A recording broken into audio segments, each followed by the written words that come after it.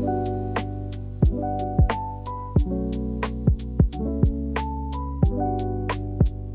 everybody, welcome back to another episode of Luna Unscripted, where we talk about real life, real career paths, clinical insights, and just share the nitty gritty details of life as a PT. My name is Katie Wiley. I'm one of your hosts. And I'm Joe Valdez. And I'm Marcy Arenas. And today we are joined by one of our wonderful teammates, Allie. Allie, do you want to introduce yourself a little bit?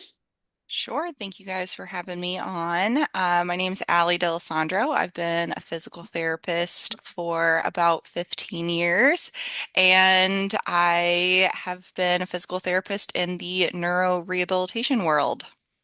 Yep, and I think that's why we wanted to have you on today, Allie, because I know me personally, though I have done little bits of neuro integrated into my outpatient practice, it has not been the focus of my career so far. So I'd love to hear from that side of things, more of that neuro focus, what got you into that. And I believe you have a bit of a specialization in vestibular and concussion rehabilitation, which again, I'd love to hear and learn more about. Yeah. Well, actually, I became more interested in school. I didn't realize that in PT school, my direction of neuro was going to be while we were taking class. But when we had the neuroanatomy class and when we got into our neuromuscular courses, I started realizing at that point in time that I wanted to go in that direction after we graduated. And after we graduated, I eventually was able to go into a postgraduate residency program. And then after residency was completed, I sat for the NCS and was able to obtain that. I've been asked over the years, just from other physical therapists and other students that I've had over the years, if a residency, if it was good to go directly out of school Yeah, or to that's a good wait. question. Yeah. Yeah. And so, like, because a lot of people want to graduate PT school and immediately get into a residency Mhm. program. And I think it was a great benefit to actually get a little bit of time between graduation and then going into residency. From That's just my perspective, you know. I mean, I was able to hit the ground running. I already knew the ins and outs then of a hospital system. I was very used to already holding my own caseload. So, because in residency, you're still treating, you're still working as a physical therapist, you just have additional courses and additional hours and all these additional components that are added into your week that are a residency. So, it was very beneficial to take a little bit of experience that I was already a part of the workforce and then able to apply it into residency. You can definitely see the perk of that because I know I definitely had coworkers who were out of school for a while and then they're like, all right, I'm going to go ahead and like start studying and sit for the boards. And it was crazy on top of their full caseload schedule. Now, again, this was like a busy outpatient ortho practice. So you were already taking documentation home and they were trying to study. But when you're already like right out of school in that kind of studying mindset, I could see the benefit of that for sure. What do you guys think? Yeah, I mean, I feel like if I would have done it, I would have done it straight out of school just to be in that mindset. I can barely even sit to like do my CU courses to renew my license nowadays. It's a little bit tough, and life gets busier, right? As you start to have a family, maybe, or maybe you go into different avenues of your career. I feel like it'd be harder, but I do see the benefit, like Ali was saying, of having a few years under your belt. So pros and cons to everything, I think. But personally, I don't think I would. Straight out of school, I was a little like hesitant about the like because you don't get paid as much in the residency. So Yeah. I was like, oh, do I want to wait? You know, I've been in school for, 6+ years. Like, it sounds good to get paid right now, but but hindsight, it could have been a good opportunity. Yeah, yeah. I mean, don't get me wrong. If I had gotten into it immediately, I would have taken that opportunity as well. But there's definitely benefits of it was only 1 year, so it wasn't like I was 5, 6 years out of school and then went into residency. It was only 1 year, and so it was. I think it was that perfect of all right, you're out. you got a little bit, you understand how this works, and then you can add that extra layer. But I agree with you, Joe. You can't there's this speed out of school that you just want to keep going, because if you start to slow down, you're like, all right, well, now I'm in my groove. Yeah. When I talk to new grads through Luna or anything else, and they talk about all the plans they have, I'm like, good, but do them now. 'Cause I talked to someone who was studying for the CSCS, and I was like, I was studying for that too. And then I stopped, like when I was younger. I was like, do it and take the test because life happens a lot faster than you think. And I had all these plans of taking an OCS or a PCS, and then I had a kid, and I was like, oh, I'll do it after. And then life just moves on. And now, like Joe, I don't think I could study to save my life if I wanted to. But Did it's you so take fun. any of them? No, I didn't take any of them. Okay, but also like I came out of school, so I knew I didn't want to do neuro. Like this was me during neuro class. Like I did not want, I was like, I don't understand what you're saying. I'm gonna zone out. So I was between PD and ortho, and so I didn't really know what I wanted to do. And so then I did PD ortho. And so like half the my coworkers got a PCS, but I was like, oh, I think I want to do ortho long term, but never went through with it. A separate conversation we can have down the road would be I'm curious everyone's thoughts on the CS, NCS, PCS, all of that, and if it's helpful, not all that kind of stuff. We can have that down the road. But so I'm not a neuro person, so very curious to hear all the things you have to say. I do have a lot of vestibular issues. I mean, I'd be a great patient because I get motion sick sometimes just walking. Oh So, no. Have you been motion sick your entire life? yes. Well, I mean, that's kind of your baseline then. So, and that's where it's like if you're motion sick and that's just how you are, the vestibular rehab's only going to help you so much Okay. because That's good. yeah, so that's where it's like inherently if you just never were able to ride in the back of the car and read. Yeah, or I just always avoided roller coasters or something like that. Yeah, the vestibular rehab is not going to switch you genetically, that is your predisposition of having some kind of Don't motion have a neuro intolerance. magic wand to just fix it I do magically. not. I've been looking for that magic wand for a really long time to fix those type of things. But it so let's say you had some kind you're motion intolerant already at some kind of level. You were to have some kind of BPPV or vestibular neuritis, Marcy, and then you now have an elevated motion intolerance because of XYZ vestibular condition. VRT is still going to help you bring back to that baseline that you are now. It's just not going to eliminate the That's predisposition you have. That's good Yeah. to know. I am now almost 39 years old and I feel better about my life because before I've always been like, when I've done vestibular stuff on people, I'm like, man, I should do this to myself because I don't like being motion sick. But now I know it's just me and it's going to be this way. So I'm going to Uh, tell my husband he has to deal with me complaining and there's nothing to do about it. I mean, just to avoid those things, like don't be in the back of the car reading, or I I guess can get myself motion sick driving myself. what Like on a driving windy Wow. yourself. road. I Oh mean, in Houston, we no. don't have windy roads, but I have done it before in Virginia on a windy road, making myself sick. Planes, trains, cars, boats, it doesn't matter what it is, I can't be on it. Oh That's a no. sounds like a safety hazard, Marcy. Yeah, Watch out, Joe. I know. Make sure nobody from the DMV hears you right now. Hmm. Oh no. So you Well, never got to do the roller coasters growing up, Marcy? I can do the ones that are just nothing that flips or spins. I take a lot of Dramamine before, and I'll still have a headache after, and so I'll take migraine medicine after that. But yeah, no. I recall one time, the two things that really got me. One time, you guys remember that Gravitron ride? It's a circle. Oh, You like stay up yes. against the wall, and it spins in a circle. Yeah, Yes. that I felt like death afterwards. And then one ride in Busch Gardens, Williamsburg, I did with my brother because he didn't have any friends, and so I was like, all right, I'll do this with you. And again, I felt like death for like 6 hours afterwards. Man, well, I loved the human centrifuge Yeah. ride. It was good well, times.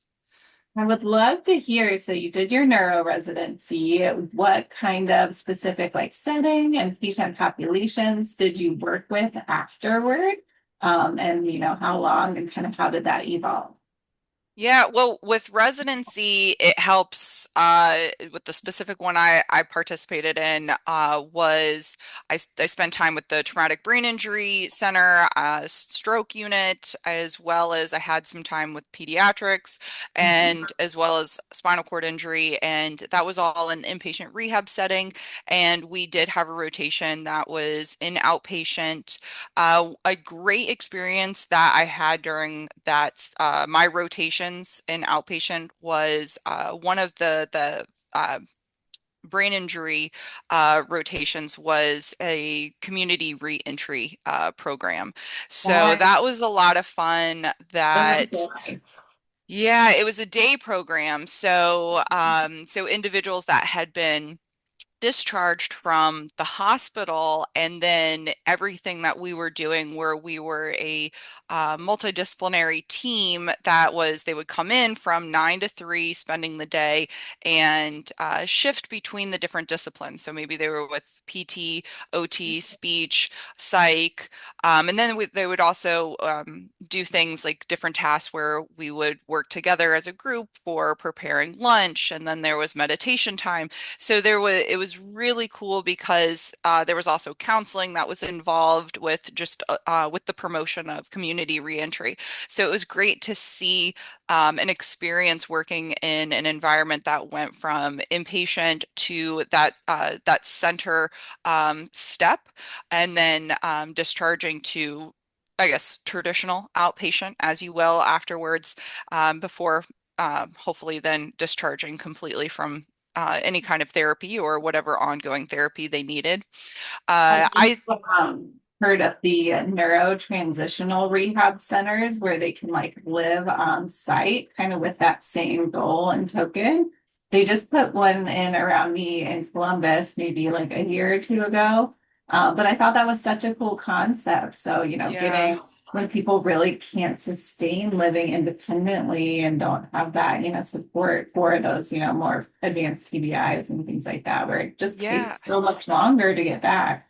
Yeah, and there's just a huge jump from discharging from a hospital and then going from outpatient physical therapy or outpatient PTOT speech.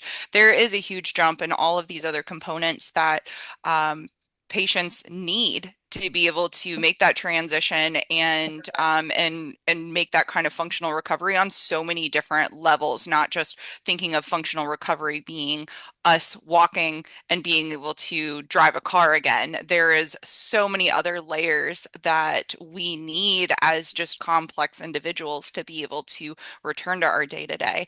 So it was really, yeah, there, I know there's more popping up around. The one that I was a part of was just a 9 to 3 a day.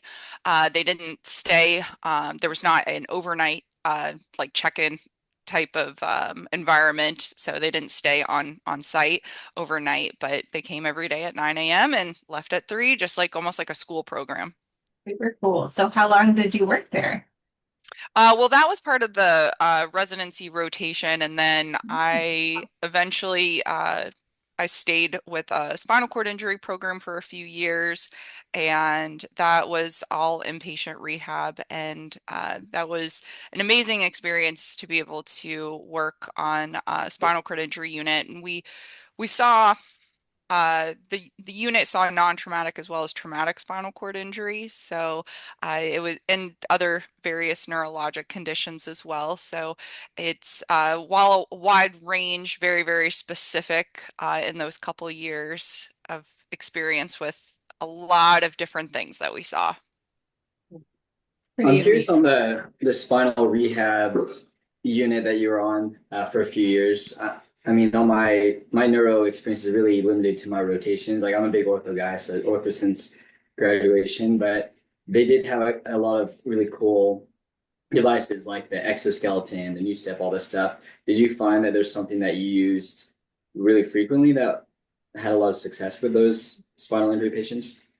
Oh yeah. Well, there was a various amount of technology devices that were utilized, and my best response is it depends. it depends on what you're trying to achieve. It depends on the level of the spinal cord injury. If you're speaking specifically about level of impairment and complete versus incomplete spinal cord injury and what those goals you were trying to achieve would be. So if we had somebody that was um, a like Asia C, Asia D level, I mean, you're trying to force as much weight bearing, locomotor training, and upright mobility as possible. So utilization of those kind of devices that can get an individual upright. We use the pool. I used to I had, if I had a patient that was appropriate to do the swimming pool, I would get there early and try to coordinate with nursing where, because everything in the morning, there's all the other systems of getting everybody dressed and medications and everything and breakfast. But if I had somebody that I could get in the pool with, I would book that in the early morning, get in, take them downstairs, and use the therapeutic pool. And that was a um, great, great tool to be able to utilize, whether it meant taking having somebody do some kind of off-weight body weight support ambulation in the pool, or if it just meant being able to have the person float and do some kind of active assist motions with significantly impaired functional and motor mobility. So the pool is great. It was a lot of fun and it mixed it up also, and then I always felt real fresh afterwards, getting changed back into my scrubs real quick and then going Was your upstairs. pool hot? Like we had a pool. We had PD inpatient rehab neuro. We had a Yeah. pool, but it was like 90 something degrees. And so I never felt refreshed coming out of it, but it was good to help with range of motion and decreasing tone and spasticity and that type of thing. Yeah. Well, of course, it was heated. I, I thought like the therapeutic temperature, isn't it like 88 or 90 degrees Something. Fahrenheit, Ours was something like hot. Yeah, that? ours was not pleasant to get in. Yeah, it is definitely warm, but the thing is when you're standing statically in the water and let's say it went down to 80 degrees Fahrenheit, I mean I remember, and this is on the bottom floor of a hospital, so there's a lot of air conditioning happening and stuff like that. So I remember walking out of the pool area, and if I was still really wet, you just get hit with all the AC after you get out of that, the pool area, the safety warm bubble of the pool, and open up the doors to the air conditioning again. But I thought, I don't know, don't quote me on that. I thought the therapeutic temperature is 88 to 90 degrees. Oh, I don't know. I just remember being really hot. Locomotor training, we did that also, body weight supported locomotor training, but we did like I know there's technology that you can like strap them in and it does it for them. The Shriner's method is that like physical touch on the muscles during the gait pattern actually help the CPG patterns and things like that. So I was sitting next to the patient with my hand like this, doing the whole gait pattern the whole time. That's probably why I don't like neuro. So much effort on my part. Is that what you guys were doing as well? Yeah, well, yeah, neuro, you're gonna sweat. I remember doing locomotor training and just pouring sweat. Or if we knew we were doing because we had a body weight support treadmill system, and sometimes, you've got four people that are working with that patient. And I remember on those during certain time periods where I had patients that we were doing some heavy locomotor training. I mean, I had multiple changes of clothes with me at work because you just sweat through your clothes. And if that was your 9 a.m. patient and you were going to get that sweaty, definitely would change afterwards. Or you just never know too. Like there was one time my scrubs got caught in a power wheelchair and split my pants. Oh no. And Oh. so, lesson be learned always, always. I mean, and anybody that's listening to this that has worked in a hospital knows you have to have a backup pair of clothes with you because you just never know what happens. And it was even worse. It was on the wheelchair assisted bus, and we were off site, and my pants got caught in the power Oh. wheelchair while I was just getting the chair hooked up onto the bus. And I mean, it split down the center. Patient's mom had to help clothe me. It was a little bit embarrassing, but also hilarious at the same time. But you know, when you work in the hospitals, it's like there's always some goofy stories that happen like that. This can happen in any setting. I had a coworker legitimately happen twice too, because she was always very big about like demonstrating like this is the proper squat technique. So she would like get down into a deep squat in her, semi dressy pants and split. Like, so just Yeah, all PTs out there, pack an extra set of clothes. You just never know. You're doing active things with patients. It could happen. You just don't right, know. right. Well, and nowadays they have so many more of the professional wear as like leggings that are the work Yeah, leggings. I mean, where was this back, yeah, this 15 is years ago? new. Yeah, Yes. for sure. COVID really changed a lot of that because now Yeah. you can, yeah. I remember pants shopping in like 2021 and like none of the dress pants had buttons. I was like, what? Like they just seem like maternity pants, where they have the stretchy waistband. But now I've embraced it. And, Oh yeah. Oh, you the know, stretch elastic's the way to go for absolutely all your needs. yeah. Yeah, I Sorry, was like, I'm mine's probably elastic not now. pertinent Yeah. to you, but for the female world, this is, yeah, Yeah. important Yeah, Joe, I don't PT. know if you can you're quiet over there as we're talking about ripping our pants in I elastic mean, I've bands. always worn comfortable, stretchy pants. I'm lucky that that's never happened to me. Well, so I'm curious so you worked with patients with spinal cord injuries for a long time. And then did you work in other settings? I know, we as your teammates know that you have a special interest in vestibular and concussion. But kind of what brought you there, or did you work with any other populations in the meantime, in between that? Yeah, so the in between my fellow orthos, I have worked in outpatient ortho. While I did work in an outpatient neuro center. It was a rather large outpatient neuro center where we still had PT, OT, speech. I managed that clinic for a couple years, and then I did transition at some point where I was in an outpatient facility, saw a lot of orthopedic cases. But since in the area they knew that I was a neuro physical therapist and could see our dizzy patients, and it started to also be a large mix, especially as I got to know my referral sources and the physicians that were in the area that I worked. And then, it's just kind of like that word of mouth, and then seeing their patients, and also some of the face-to-face communication that I had with some of the physicians, that there was definitely a pivot. But don't get me wrong, I learned a lot of seeing a lot more orthopedic cases when I worked at that clinic. And I was actually up in South Carolina, so I hadn't been in Florida this entire time. And then eventually I pivoted and came back down to Florida, and that's where I went 100% into vestibular and concussion rehabilitation, and as well as vestibular and concussion education. So it's been now that pivot where that specialty and honing in on my caseload was 100% vestibular or concussion patients, as well as development of CEU courses and editing CEU courses, and as well as presenting for CEU courses as well. I'm curious to know about like what extra training and courses you took for vestibular rehab, because obviously you have your NCS, so you learn a lot about that there. But what additional training or education did you receive once you decided to hone in?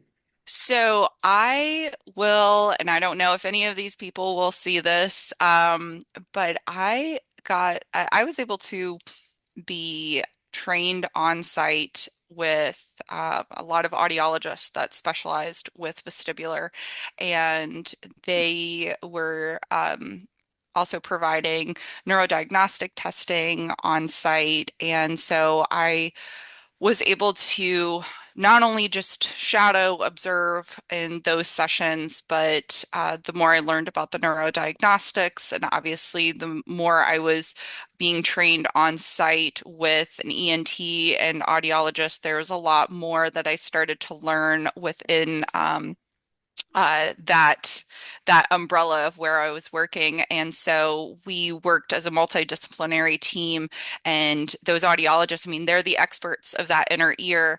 And so I guess I will just say like that was so lucky that I was able to work with such amazing audiologists that provided, so much mentoring. It was shared, it was like here was me coming in with rehabilitation knowledge and then here with their knowledge, and then it blended together as things that we could share to each other to provide a continuum of care to those patients.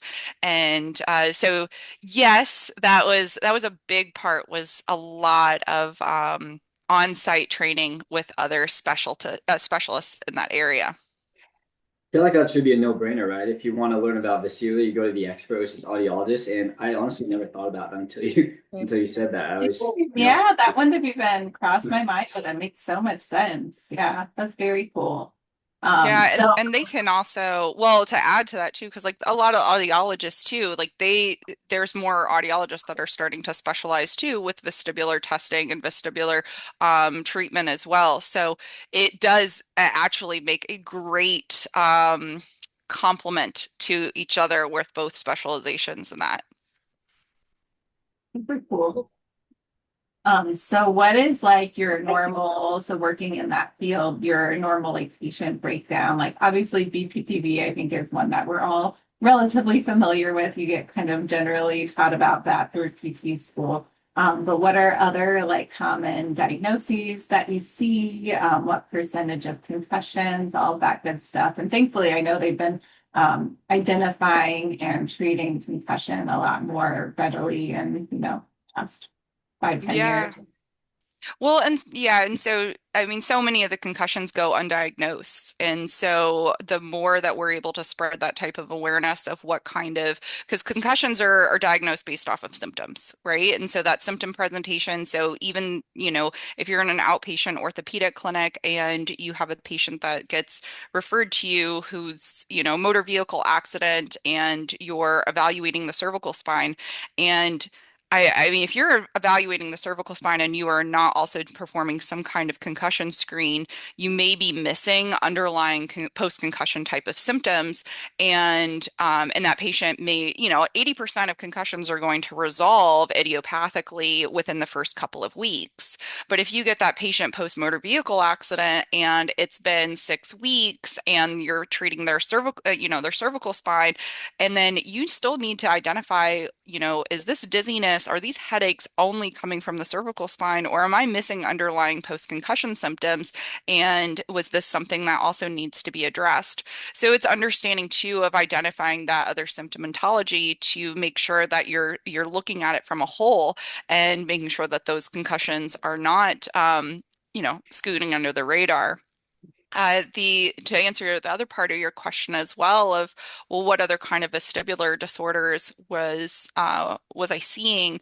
And that, it depends. It was a wide range. I mean, there was peripheral vestibular dysfunctions, central vestibular dysfunctions, and it could range anything from psychogenic dizziness. So, and a lot of times too, if some kind of traumatic event had happened or a patient had had some kind of vestibular event and now, or, going back to your motion sensitivity, Marcy, if we stuck Marcy on a boat for, 2 weeks or something, if she continued to have some kind of ongoing dizziness for weeks and, had some kind of MDDS or, or other kinds of psychogenic dizziness cases, there vestibular toxicities, and then of course there was a lot of different central vestibular conditions. If it was multiple sclerosis to other oncology type of cases.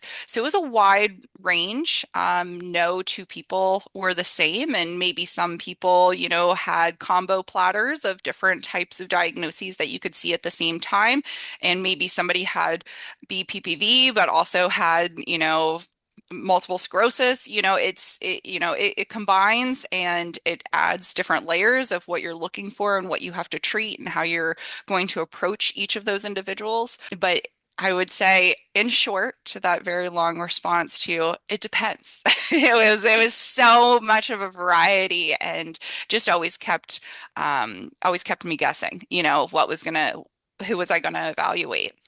Well, that makes it so interesting, right?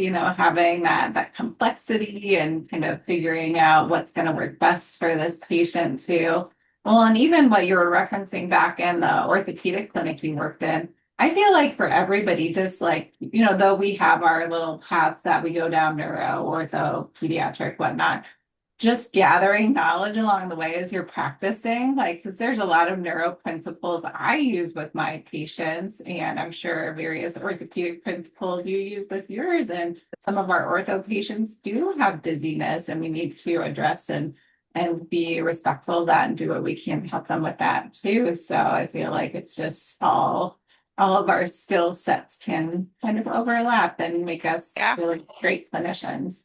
Yeah, yeah, we cannot silo in one place. And over the years of teaching to a wide variety of rehabilitation providers and other kind of healthcare providers, because it's not just been PTs, it's been OTs, audiologists, ENTs, a wide variety of healthcare providers that treat dizziness. We've had individuals that even have worked and psychology that I've lectured in front of as well. And it's just really understanding, yeah, we can pigeonhole and we can understand things on a very, very detailed level, but we also have to understand how all of those things start to overlap, whether it's into orthopedic, whether it's into psychogenic conditions, and where we have to be able to make those kind of referrals as well so that the patient ultimately can get the treatment that they need. And it's not just one specific case or one specific provider that somebody may need for conditions such as being able to treat dizziness. Do Sure. you have a go-to treatment for? I know it depends. There's so many different things. It's like, But I know some people really love using like foam pads, like when with that proprioception, right, and doing stuff like that. But was there any sort of tool that you like your go-to, I guess? Did you have something? I'm gonna say no. No. Okay. I didn't. Every patient that I've ever treated, they are going to dictate what they need. So if you pigeonhole into one thing, maybe I'd be missing something that the person needs or some kind of modification. So it's going to come down to whatever they're telling me in that initial eval and identifying where somebody's pain points are, what's the biggest functional limitations, and then if there's multiple things that need to be addressed, targeting what are the most important ones that you need to first so that you can start to improve their functional safety and mobility first before starting to move into the next layers of impairments that you would need to address. So I don't have a go-to, uh, but I don't know if anybody else has got like their go-to exercise for anything, but it depends. Great answer. Professional answer. So having not worked with this population much, I don't know what kind of cool tools or technology are out there for treating this population. What kind of general tools are there out there that you guys get to use? So there are a lot of tools that are there's new ones that are coming out, and there's some that have been around for a little bit but continue to get updated. So I think we probably remember from school too, computerized dynamic posturography. So the machine where you stand on a platform, and then they can have the platform static, and then they can have the platform move and do vision occluded or impaired visual input. So there are more updated devices that have come out as well that are doing that kind of force plate therapy, where it's providing the opportunity for multi-sensory input. So some of those force place technologies, there's various different kinds of virtual reality goggles that are out there as well. So in virtual reality, you're looking at, such a strong sensory input that you can provide because you're able to now um, play with somebody's visual input on a level that's a 360-degree level. So if you have somebody that is more visual reliant and you're not trying to stress and trying to make them utilize their vestibular system more and really apply those kinds of vestibular rehabilitation um uh like protocols, if you will, right? Because like you remember, like we want to make sure that we're playing with, like, are we looking at somatosensory input, visual input, vestibular input, and how we can play with those. So they've got there's different companies out there that have different kinds of virtual reality goggles, different kinds of force plates, like I mentioned. There's also other companies out there that will have different kinds of light systems where like the lights might flash and Yeah. and utilize different kinds of visual tracking. Yeah, and then there's different kinds of goggles that are out there as well. So if you have a clinic that maybe they want to do some kind of nystagmus recording or just better observation of what's going on from a nystagmus presentation standpoint, there's various different companies as well. There's new companies that's coming out where they're moving into home vestibular rehabilitation as well and having sensor on the external part of the ear.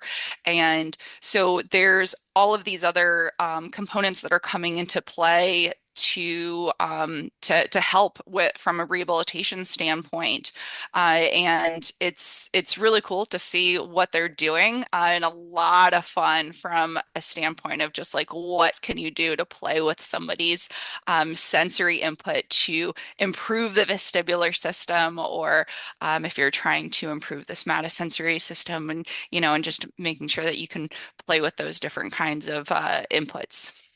Cool. So Okay. cool. What if Luna therapists out there go into someone's home and vestibular is one of our specialties, same with neuro. Okay, we don't have technology. What are some things that people can use? Like, I think I've used like different colored post-it notes before or pens. And Yeah. what are some like low-tech options that you'd suggest people use? There's always the low tech option, you know? I mean, you got your super, $50,000 option. I don't know. I'm just throwing a number out there, but you always got the 1099 options, you know?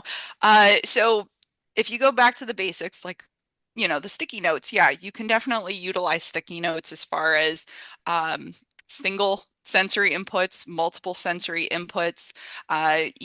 You can uh some of the things that I've told people, and some of the things I used when I worked in an outpatient clinic and I was working on a pretty tight budget, was Amazon has got some fabulous like weird geometric wrapping paper. So, like things like that, where it's like I had a patient one time where I just wanted variety of different kinds of visual input. And I was like, okay, I don't have a virtual reality system where I can, play with some different kinds of moving optokinetic visual target training within a virtual reality headset, but how can I make this some kind of 1099 version? So I was looking at different kinds of wrapping paper. Well, wrapping paper is great, right? Because you can actually make it as a very large visual target, but then you can also make different kinds of tiers of targets. So I had this patient that I was thinking of, it was after Christmas, and she brought me oodles of all of her wrapping paper for like the next whatever, 6 months to a year, people are still counting Santa Clauses or reindeer, or whatever it was. Or I remember I had one that was all snowflake because that was a nicer one because it was just a blue and a white. So there wasn't multiple colors. But then maybe the Santa Claus one got a little crazy because the Santa Clauses were all in different colors and doing different things. So you have those different, I know that it's like, such a basic idea, but, Christmas wrapping paper is a great place to run and have those different kinds of levels. I agree, like the making your different kinds of targets, if you will.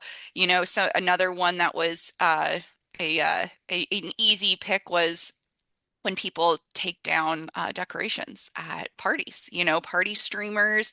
You have such an easy way of hanging up some optokinetic stimulus at that point in time. And maybe you got some crazy ones that swirl and catch the air conditioning and move, and you can put them around stuff like, all right, this person's walking on a treadmill and I just have these optokinetic stimuluses that are moving with the air conditioning, or maybe I'm moving them or something like that. So you do have, I mean, that's where, it goes back to like, what are those basics that you're trying to achieve as far as vestibular rehabilitation therapy, and you can start to get creative. I mean, go to those stores, like I've gone into the Dollar Tree and just gone down the aisle, and sometimes some of the things down those aisles, it's like, oh, I can hang this, or I can move that, and you're able to keep switching up different kinds of um, stimulus for individuals, and make it a little bit, it's customized then. And then sometimes when you're doing that as well, patients are able to get it their own, make it at home. And but yeah, to your point, you can definitely, if somebody's treating with Luna and they've got a vestibular patient, start looking around of what kind of things the patient may have, or you may be looking at, what are you doing as far as like, do you have a bunch of wrapping paper around? Okay, we're going to turn this into your visual target training or something like that. So there's definitely those options right there in the home. And if anything, you've already got those posted up for a patient, and then the PT leaves and the patient's home exercises are already set and ready for them to practice after you have left the house. So it's definitely an advantage because you don't have to tear it down and take it back up again, especially because it can turn into a little bit of an arts and crafts situation. But that's such an advantage for PTs that are going into the patient's home and being able to set up those targets for them. And then next time, maybe move them around.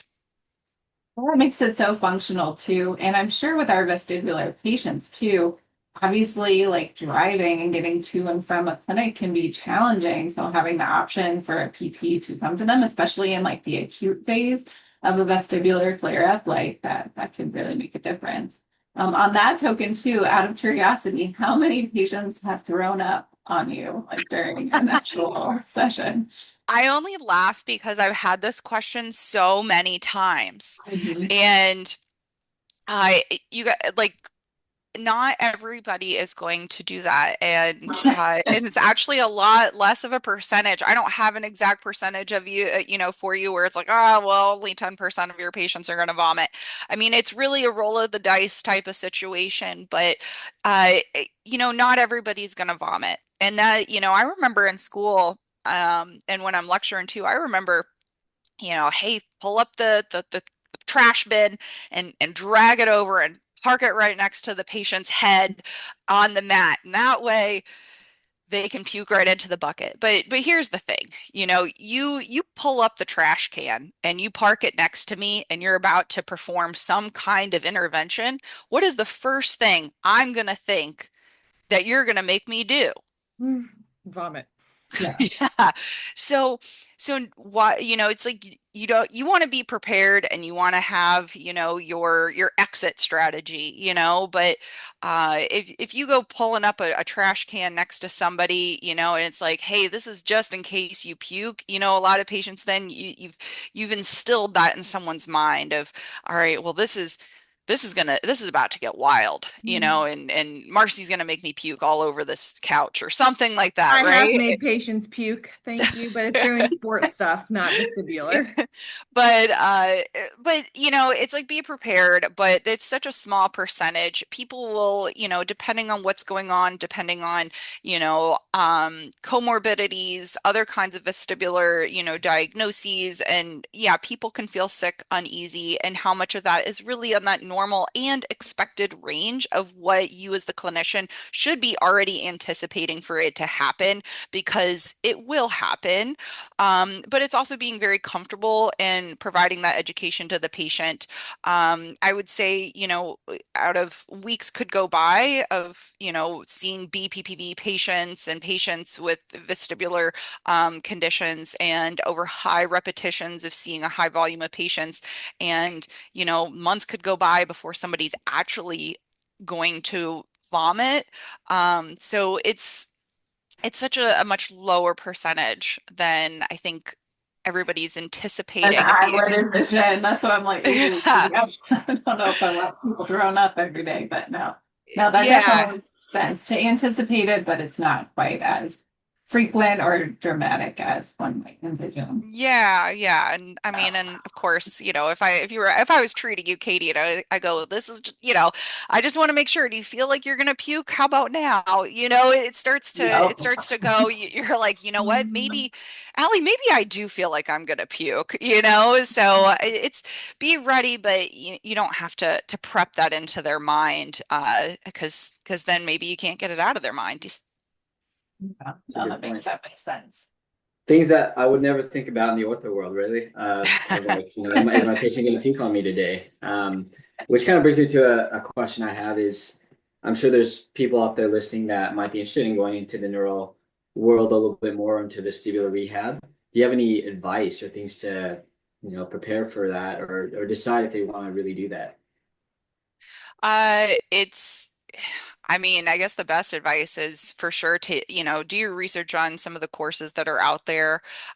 You know, there's some courses that provide live opportunities, hands-on skills, and you know, get some of that word of mouth information of some of the courses that are out there as well, because you know, and where are you at, you know, as a clinician? Are you at a beginning level and you need to, you know, look into, well, what courses are going to provide me some kind of like beginning level aerial information, and what kind of courses are going to start diving deeper into that pathophysiology and understanding what I need to accelerate into more of that specialized care. And then the other component is, you know, we learn so much by doing. And, you know, a lot of times it's actually taking some of that book information and being able to see that patient for, you know, and problem solve through it. And you guys know that as an ortho case, you know, it's like you get those orthopedic cases and no two people are exactly the same, but as you start to see the same kind of post-surgical case, you start to learn that kind of finesse of how to make that specific post-surgical case the best outcome possible, you know? And so researching your courses and getting that exposure as well. And you know, some PTs out there too, PTs and OTs, and that's the other thing is I don't want to exclude occupational therapy from this conversation at all. You know, occupational therapists, they are able to treat BPPV, they are able to treat vestibular conditions and perform vestibular rehab therapy as well. And and so PTs and OTs that are out there that are trying to improve their skills and finding other network of therapists as well to help just from that clinical, you know, learning perspective. I know it gets kind of sticky, you know, to always find a mentor, but that's where it can really be beneficial to find a really good courses that you're able to talk with the instructors and have that kind of back and forth so that your learning is very engaged. Great advice. Appreciate that. Thing. Well, thank you so much for joining us today. This was really interesting, really enlightening. I always love seeing how people's career paths can take, different. There's so many patients out there to treat and so much you can do in the world of physical therapy. And it's so cool to see people who've taken these kind of unique paths that are so important and so needed. So thank you for sharing all of your knowledge and your information with us today. Anybody out there who has any questions for Allie, send them over our way. Or if you yourselves have neuro or vestibular concussion experience you want to share, send them a comment. And we'd love to hear. But everybody have a great rest of your week and we'll see you next time. Great. Thank you guys for having me. Thank you for listening to Luna Unscripted.